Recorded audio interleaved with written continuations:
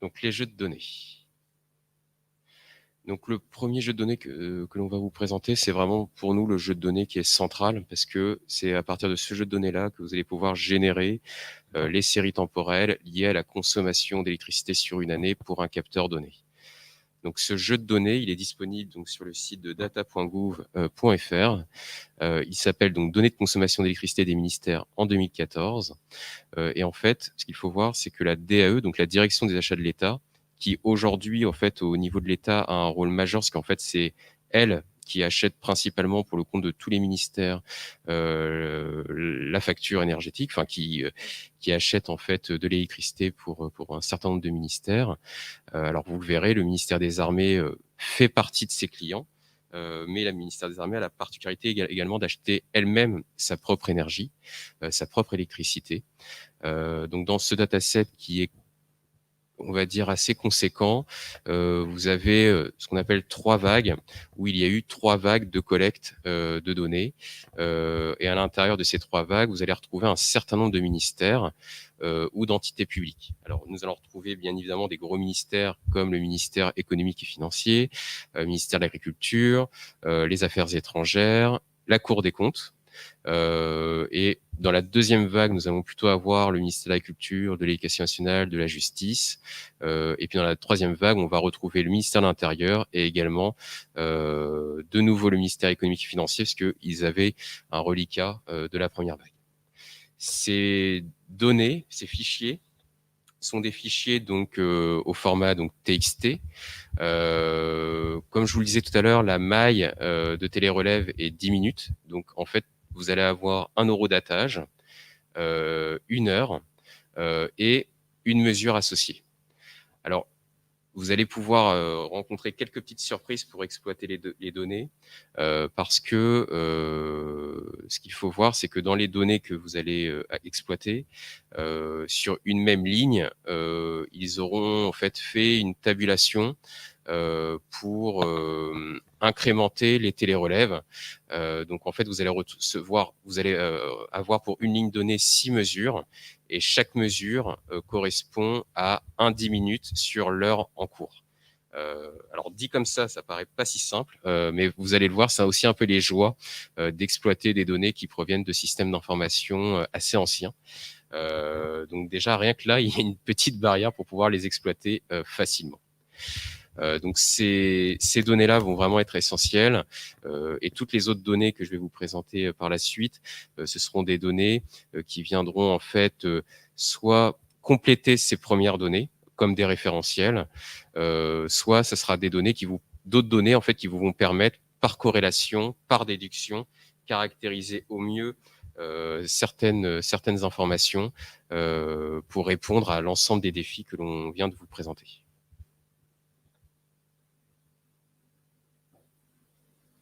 Alors, la zapette a du mal. Ok, alors j'ai trouvé. Hop. Ça marche? Ouais.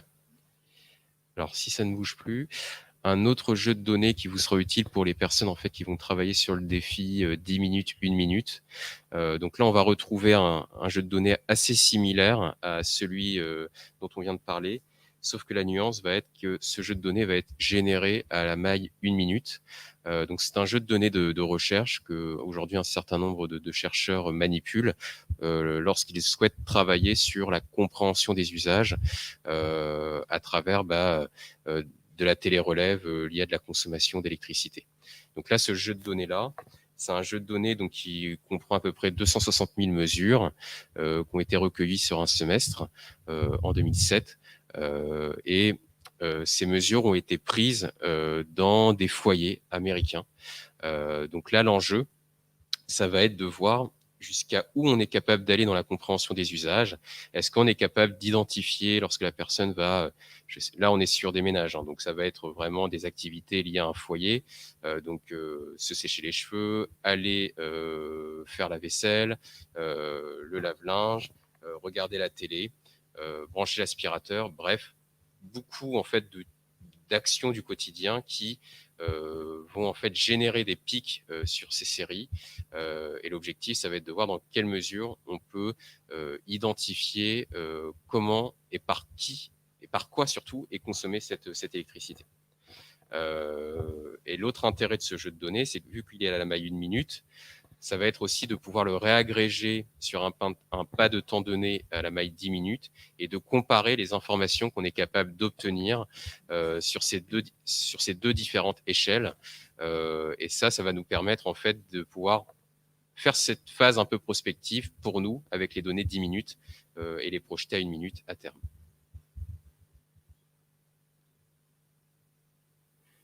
Alors, les autres sources utiles que l'on a identifiées, donc je vais les présenter tout de suite. Alors, nous avons un jeu de données en open data qui s'appelle Inventaire de l'immobilier de l'État.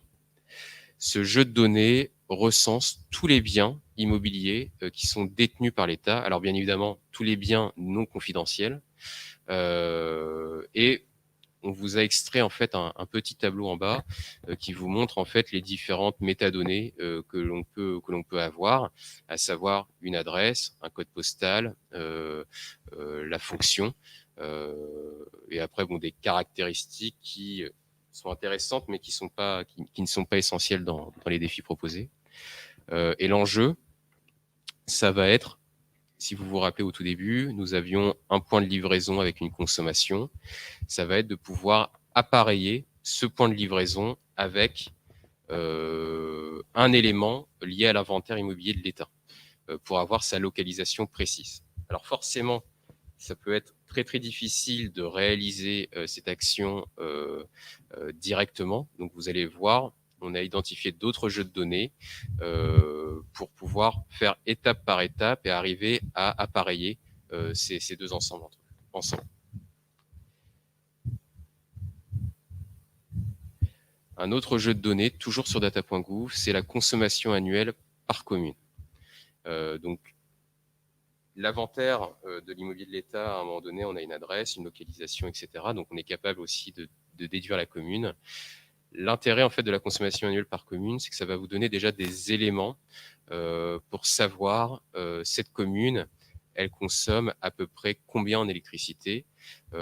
Cette information-là va vous permettre ensuite de déduire, en fonction d'un point de livraison donné, quelles seront déjà les communes qui ne sont pas finalement éligibles à recevoir ce point de livraison, car, par exemple, consommation du point de livraison en entrée supérieure à la consommation globale de la commune. Ça peut être des pistes. À travers la commune, vous allez le voir ensuite, on a des jeux de données qui vont permettre de donner un caractère économique, un caractère démographique à la commune. Et là également, ça nous sera fortement utile pour déduire et pour aller au plus près de la localisation potentielle du point de livraison initial.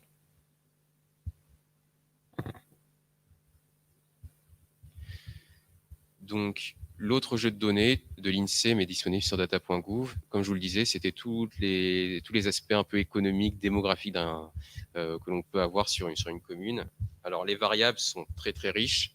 La liste n'est pas du tout exhaustive. Je ne sais plus, on a à peu près plus de 160 colonnes. Mais là encore, je vous invite à regarder ce jeu de données qui, nous, même au quotidien, lorsqu'on réalise des projets au sein du labo, nous est toujours assez utile parce que voilà, ça permet d'extraire des informations qui peuvent devenir des variables d'importance dès que l'on veut commencer à faire de l'apprentissage et arriver à prendre des décisions sur des jeux de données. Aude, je te donne la main. Donc sur Open Data Réseau Énergie, qui regroupe qui est une plateforme en fait qui regroupe des données des gestionnaires de réseau. Vous avez plus d'une centaine de jeux de données disponibles. Vous avez des données sur les lignes aériennes du réseau de transport d'électricité, sur les enceintes de poste, des consommations quotidiennes, des volumes annuels d'électricité. Vous avez des données même de CO2, des facteurs de charge, des bilans prévisionnels électriques. Donc c'est un jeu de données, je pense, qui vous permettra de d'avancer sur le sujet, parce que ça a été mis en place récemment. Et donc, ça a été le fruit en fait de l'expertise de l'ensemble des gestionnaires de réseau. Vous allez retrouver aussi des données de météorologie, des données de marché qui pourront vous être utiles aussi pour la partie achat, et des données d'infrastructure. Donc peut-être utile aussi en complément de l'inventaire de l'immobilier de l'État.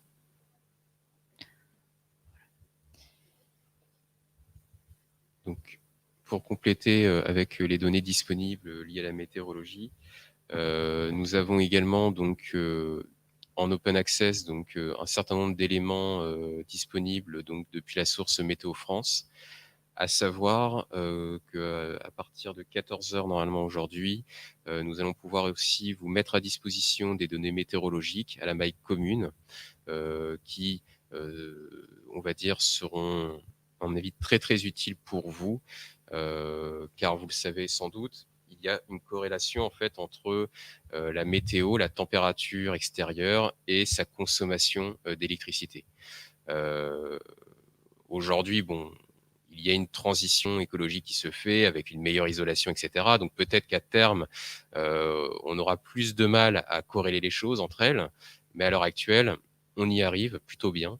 Et l'enjeu avec ce nouveau dataset, ça va être de pouvoir en fait corréler la consommation d'un point de livraison avec les télérelèves que l'on a dans différentes stations météo qui sont réparties sur le territoire national, pour vous, dans un premier temps, identifier des zones géographiques potentielles où pourrait se trouver ce capteur. Et une fois que vous avez ces zones géographiques potentielles, vu que pour le capteur, vous pouvez savoir par exemple qu'il est du ministère de la Justice ou qu'il est par exemple du ministère de l'Intérieur, si vous reprenez les données d'inventaire immobilier de l'État, pour chaque bien immobilier de l'État, on est capable de savoir à quel ministère il appartient. Donc ça devrait déjà réduire le nombre de possibilités à une taille suffisamment raisonnable pour que déjà humainement, vous soyez en fait capable d'appareiller les informations disponibles et après d'arriver à trouver des approches qui arrivent à généraliser cela. Donc les données météo que l'on va vous transmettre sont assez simples. Il y a un découpage, donc il y a plusieurs fichiers. À l'intérieur des fichiers, vous allez avoir un découpage par département. Ensuite, vous allez avoir un code, en fait, et ce code est lié à la station météorologique. Donc là, nous allons juste vous ajouter aussi un référentiel pour avoir plein d'informations sur cette station météorologique. Et ensuite, vous avez donc une date et une température minimale, une température maximale. Et bien évidemment, après, vous pouvez faire une moyenne. Et on vous encourage également à travailler un champ calculé que l'on appelle en fait le DGU. Donc ça veut dire délai jour unifié, qui se calcule en base 18. Et il existe en fait deux variants, un variant chaud et un variant froid. Et l'intérêt de calculer en fait ces variants, ça va vous permettre en fait de voir quels seront les points de livraison qui ont par exemple des systèmes de climatisation assez importants.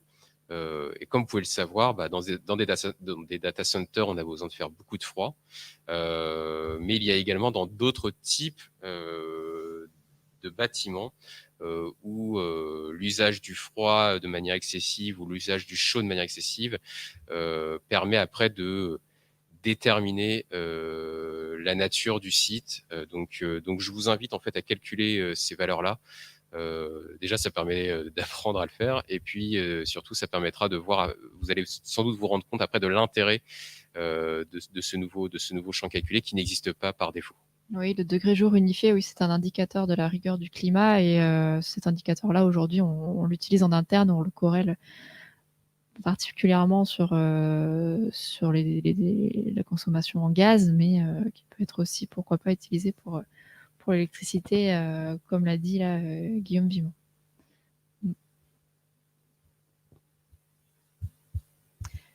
Et enfin, des données qui proviennent du gestionnaire de réseau basse tension Enedis, qui sont disponibles. Il y a 65 jeux de données, savoir la puissance moyenne, la puissance installée, les points de charge, les installations de production, les demandes de raccordement aussi, qui peuvent vous aider en fait à flécher des nouveaux points de livraison. Donc voilà, c'est dans la continuité en fait d'Open Data Réseau Énergie, mais là cette fois-ci sur la partie basse tension. Alors, nous avons fini donc